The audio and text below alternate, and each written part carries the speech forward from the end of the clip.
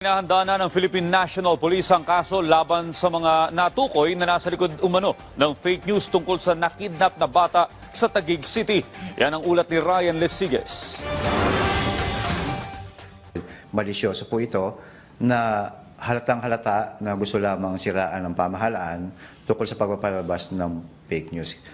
Pinag-aaralan na ng Philippine National Police o PNP kung anong isasampang kaso laban sa nagpakalat ng fake news kaugnay sa batang na-kidnap sa Taguig noong February 20, 2025. Sabi ni PNP Public Information Office Chief Police Colonel Randolph Tuanyo, kilala na nila ang nagpakalat ng mga maling impormasyon kaugnay sa batang na-kidnap. Kinukonsulta po ni Director ng ECG kung ano po ang pwedeng ikaso doon sa mga nagpakalat ng fake news. Na-identify naman po nila kung sino-sino yung mga yun.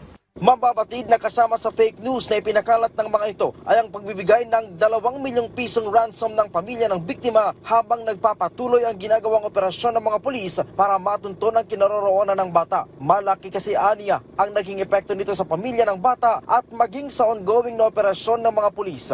Kinukonsider po natin ito na fake news sapagkat yung mga detalye na mga nireport po nila noong mga unang araw nung mawala po yung bata ay malayo po sa katotohanan na nangyayari na kasalukuyan ay patuloy na iniimbestigahan ng AKG. Nitong gabi ng Martes nang ma-rescue ng mga otoridad ng bata sa Parañaque City, ang pogo at online business ng magulang ng bata ang ilan sa tinitingnan ng PNP na motibo sa pangingidnap. Batay sa timeline ng PNP, nitong Pebrero 20 nang napaulat ng nawawalang bata. Naalarma ang mga magulang nito matapos na hindi na ito makauwi mula sa kanyang paaralan. Kinabukasan Pebrero 21, nag-report na ang mga magulang nito sa Taguig PNP. Kalaunan ay natagpuan na sa bahagi ng Bulacan ang sasakyan ng biktima kasama ang driver nito na wala ng buhay.